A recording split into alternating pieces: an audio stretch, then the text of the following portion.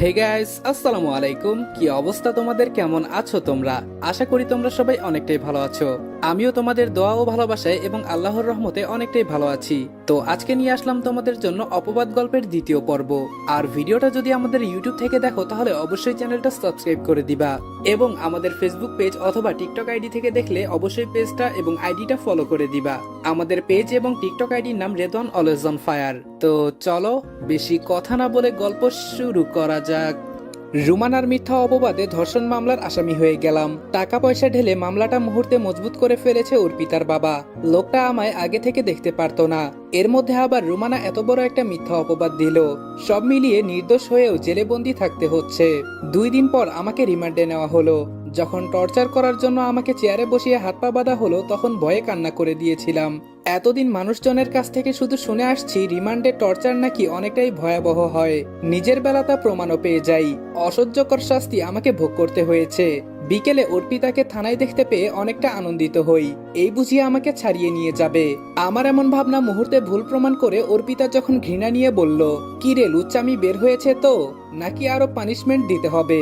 ছি, তোর সাথে এতদিন একই ছাদের নিচে থেকেও অমানুষের রূপ কখনো দেখতে পারিনি। তুই একটা মিচকা শয়তান। অল্প বয়সী মেয়ে দেখে মাথা ঠিক থাকে না, তাই না? এবার লুচ্চামিগিরি একেবারে ঠিক করে ফেলবো, সেই ব্যবস্থাই আমি করছি। অর্পিতার কথা শুনে কান্নাজড়িত কণ্ঠে বললাম, অর্পিতা বিশ্বাস করো, রুমানার সাথে আমি কিছু করিনি। যত দ্রুত সম্ভব আমাকে এখান থেকে বের করো প্লিজ। নির্দোষ হয়ে রিমান্ডে অমানসিক টর্চার আমি সহ্য করতে পারছি না। আমাকে এই কারাগার থেকে বের করো। আমার এসব ইমোশনাল কথাগুলো শুনেও অর্পিতার বিন্দুমাত্র ইমোশন হলো না।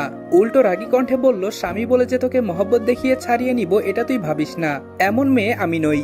তুই যে কাজ করেছিস তার প্রাপ্য শাস্তি পাবার পর জামিন নিয়ে দিব, এর আগে কোনোভাবেই না। যে আগুন আমার মনে ধরিয়ে দিয়েছিস তা একমাত্র কমবে তোর উপর লাঠিচার্জ করলে। তোর কষ্ট দেখলে আমার আত্মা শান্তি পাবে। অর্পিতার কথাগুলো কেন জানি বিশ্বাস করতে পারছিলাম না। যে মেয়ের চোখের দিকে তাকালে ভালোবাসা ছাড়া অন্য কিছু দেখতে পারতাম না, আজকে অবিশ্বাস করে আমাকে এতটা কষ্টের মাঝে ফেলে চলে গেল। একবারের জন্য তার মন কাঁদলো না। এটাই হয়তো বড়লোক পরিবারের মেয়েদের মন। আজকে আমি যদি কোনো গরিব ঘরের মেয়েকে বিয়ে করতাম তার কাছে সবসময় প্রিয় থাকতাম। যত কিছুই হোক না কেন কখনো আমাকে এতটা কষ্টের মাঝে ফেলতে পারতো না। বড় হওয়ার পর কখনো আমার চোখ থেকে অশ্রু ঝরে নাই। এখন এতটা অমানসিক নির্যাতন আমার উপর চালাচ্ছে তা ভাষায় প্রকাশ করা সম্ভব না। নিরুপায় হয়ে চোখ দিয়ে পানি পড়ছে। বাড়িতে অসুস্থ মা, যদি সে জেনেও থাকে তার পক্ষে সম্ভব না যে আমাকে ছাড়িয়ে নিয়ে যাবে। আর একটা বোন, সে তো একটা নিমুহারাম, ভুলেও খোঁজ খবর নেয় না। নিজেকে বড্ড অসহায় বলে মনে হচ্ছে। যদি কেউ আমাকে এই কঠিন আযাব থেকে মুক্তি দিত তাহলে সারা জীবন তার কাছে ঋণী হয়ে থাকতাম। 3টা দিন রিমান্ডে অসহ্যকর আঘাত আমাকে ভোগ করতে হয়েছে। কেউ দেখতে পর্যন্ত আসতে পারে নাই। একটা দিন পার হয়েছে আর আমার কাছে সেটা বছরের সমান মনে হয়েছে। এভাবেই জেলে 1 মাস 17 দিন থাকার পর হঠাৎ একদিন কে জানি আমার জামিন করিয়ে দিল। পুলিশ অফিসারকে জিজ্ঞেস করলে বলে যে একটা মেয়ে এসে আপনার জামিন করিয়েছে, ওনার নামটি বলতে নিষেধ করেছে। পুলিশ অফিসারের কথা শুনে চুপচাপ একটা সাইন দিয়ে জেল থেকে বাহিরে বের হলাম। 2টা মাস পর বাহিরের আবহাওয়া অন্যরকম একটা ফিল হচ্ছে। একবার সামনে আগাতে লক্ষ্য করলাম অর্পিতা সহ ওর ফুল পরিবার গাড়ি নিয়ে আমার দিকে তাকিয়ে আছে।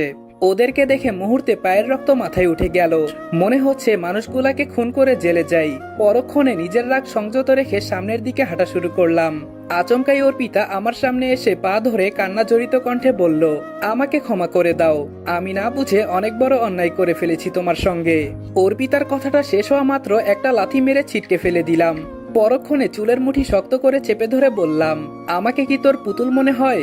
যখন যা খুশি তাই করবি। তোর বোন আমাকে মিথ্যা অপবাদে জেলে ঢুকিয়েছিল, এবার তোকে খুন করে আবারও জেলে যাব। এটা বলে ঠাস করে অর্পিতার গালে থাপ্পড় বসিয়ে দিলাম। আরেকটা থাপ্পড় মারার আগেই কে জানি পেছন দিক থেকে আমাকে আটকিয়ে নিল।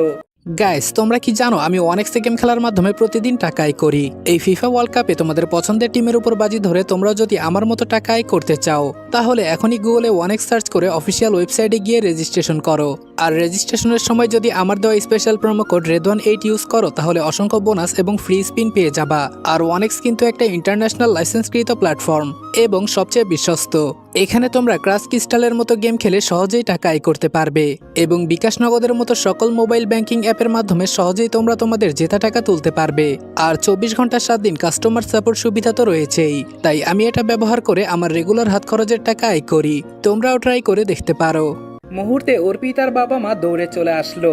শাশুড়ি মা এসে অর্পিতাকে বুকে জড়িয়ে নিয়ে আমার উদ্দেশ্যে বলল, এই ছেলে, তোমার কি হিতাহিত জ্ঞান নেই? অন্তঃসত্ত্বা মেয়েটাকে এভাবে রাস্তাঘাটে মারতেছো। আমি বললাম, ওকে মারতে মারতে মেরে ফেললেও আমার মনের জ্বালা মিটবে না। ওকে তো আমি। আমার কথা শেষ না করতেই অপরিচিত লোকটি আমার হাত টেনে ধরে একটা চায়ের দোকানে বসিয়ে পানির বোতল এগিয়ে দিয়ে বলল, ভাই পানি খান। লোকটার দেওয়া পানির বোতল হাতে নিয়ে অল্প পানি খেয়ে বেঞ্চে রেখে দিলাম। কিছুক্ষণ পর লোকটি জিজ্ঞেস করলো, ভাই আপনার স্ত্রীকে হঠাৎ এভাবে মারলেন কেন? আর আমি যতটুকু শুনলাম আপনার স্ত্রী নাকি অন্তঃসত্ত্বা। এই সময় সবাই তো নিজের স্ত্রীর টেক কেয়ার করে, আর আপনি তাকে মারলেন। আসল ঘটনা কি একটু বলবেন? লোকটার তীব্র কৌতূহল দেখে আর না করতে পারলাম না। অতীতের ঘটে যাওয়া সকল ঘটনা বলে দিলাম। সবটা শোনার পর লোকটি আশ্চর্য হয়ে বলল, এরকম সাংঘাতিক ঘটনা? সবটা শোনার পর লোকটি আশ্চর্য হয়ে বলল, এরকম সাংঘাতিক ঘটনা জীবনে প্রথম শুনলাম।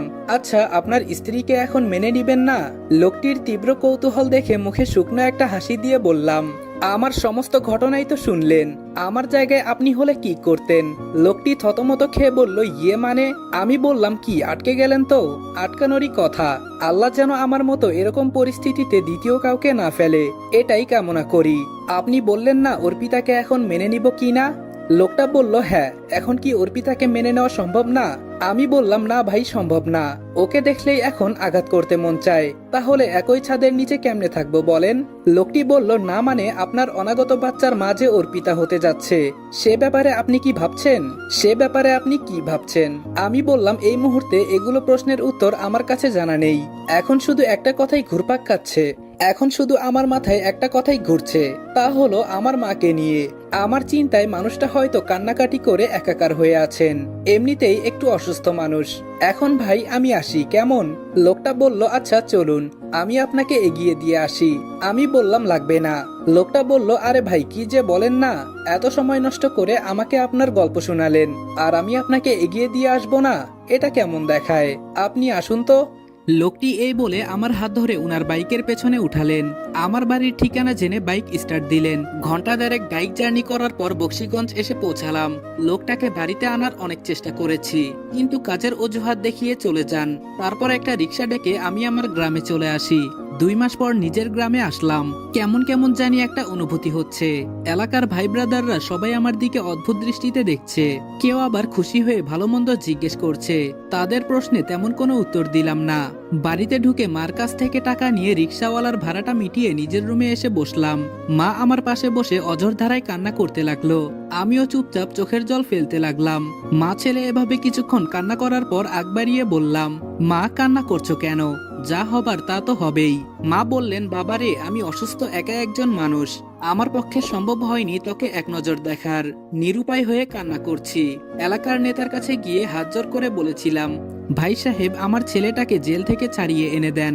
আমার কথাগুলো এক কান দিয়ে শুনে আরেক কান দিয়ে বের করে দিত। আমার কথার কোনো মূল্য দেয়নি। তোর বোন ফারিয়াকেও জানিয়েছিলাম, সে আসতে চেয়েছিল, কিন্তু আসে নাই। বাবা, একটা কথা কি জানিস? আজকে যদি তোর ছায়া দেবার মতো মানুষটা বেঁচে থাকতো, তাহলে তোর পেছনে লোকের অভাব হতো না। মা এটা বলে তার আঁচলে চোখের জল মুছে নিল। এতক্ষণ মার কথা শুনে আমিও চোখের জল আটকাতে পারিনি। নীরবে টপ টপ করে ঝরতেছিল চোখের পানি। চোখের জল মুছে বললাম, আমার বোনটাও অনেক নেমোহারাম হয়ে গেছে, একবার তো চোখের দেখা দেখে যেতে পারতো। আসলে একটা কথা কি মা জানো, আপুও আমার খোঁজ খবর ঠিকই নিত, যদি আমি কিছু পাঠাতে পারতাম। কিছু দিতে পারি না বলেই আমার কথা ভুলে গেছে। মা বললেন, আমিও ভেবে নিয়েছি আমার কোনো মেয়ে নেই, আমার শুধু একটা ছেলে আছে। বাদ দে এসব কথা, এখন গোসল করে আয়, আমি তোর জন্য রান্না করতে গেলাম। এটা বলে মা ঘরে চলে গেল। অপরদিকে ওর পিতা বালিশের মাঝে মুখ ডুবিয়ে ফুপিয়ে কান্না করছে। পাশে তার বাবা মা দুশ্চিন্তায় মাথায় হাত রেখে অনুশোচনায় ভুগছে। শেষমেশ তার মেয়ের সুখের সংসারটা ফাটল ধরে গেল। আশরাফ হোসেন তার মেয়ের কান্না দেখে অনুশোচনায় মাথা নিচু করে রইল। রেহেনা বেগম কাপা কাপা হাতে অর্পিতার কাঁধে হাত রেখে বললেন, অর্পিতা মা, খেতে চল, তোকে ছাড়া আমরা কেউ খেতে বসতে পারছি না। অর্পিতা ওর মার কথা শুনে কান্নায় ভেঙে পড়ে বলল, মা, তোমার ছোট মেয়েটার জন্য আমার সংসারে ফাটল ধরে গেছে। শুধুমাত্র তোমার মেয়ে অভিনয়ে কান্না দেখে নিজের স্বামীকে রিমান্ডে মার খাওয়ার থেকে বাঁচাইনি। ও আমার কাছে কান্না করে বলেছিল যেন আমি ওকে থানা থেকে ছাড়িয়ে নেই। আমি ওর কথা শুনিনি। পাষাণ হৃদয়ের মানুষদের মতো থানায় উল্টো টাকা ঢেলেছি, যাতে জেলে তার শাস্তিটা বেশি হয়। এত কিছু করার পর তোমার মেয়ে আজকে সত্যিটা স্বীকার করেছে। এখন আমার আর অনাগত বাচ্চাটার কি হবে ভেবে দেখেছো? অর্পিতার কান্নাজড়িত কণ্ঠে কথাগুলো শুনে রেহানা বেগম মাথা নিচু করে চোখের জল ফেলতে লাগলো। মেয়ের কান্না দেখে নিজেকে দায়ী মনে করছে রেহানা বেগম। এখন কি বলে মেয়েকে সান্ত্বনা দিবে সে ভাষায় যেন তার জানা নেই। নিশ্চুপ হয়ে চোখের জল ফেলছে। আশরাফ হোসেনও মেয়ের কান্না সহ্য করতে পারল না। রুম থেকে যে প্রস্থান করবে সে সময় অর্পিতা তার বাবার উদ্দেশ্যে বলল, বাবা এখনো কি তোমার মেয়ের জামাইয়ের উপর রেগে আছো? থাকলে বলো, আবার তোমার কথা মতো থানায় গিয়ে কিছু টাকা ঢেলে ওকে আবার শায়েস্তা করার ব্যবস্থা করি। অর্পিতার বাবা নিশ্চুপ। অর্পিতা বলল, কি হলো বাবা, চুপ করে আছো কেন? বলো। অর্পিতার বাবা বললেন, মারে আমার ভুল হয়ে গেছে।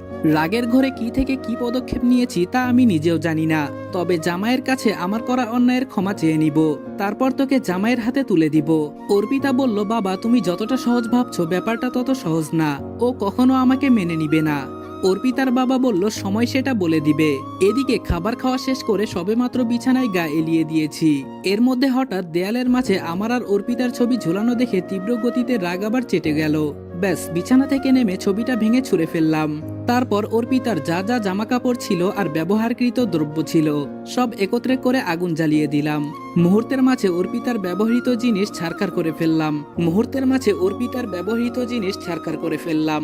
ফ্লোরে আগুন লাগা দেখে মা ভয়ার্ত কণ্ঠে বলল, ফ্লোরে আগুন কেন জ্বালিয়েছিস?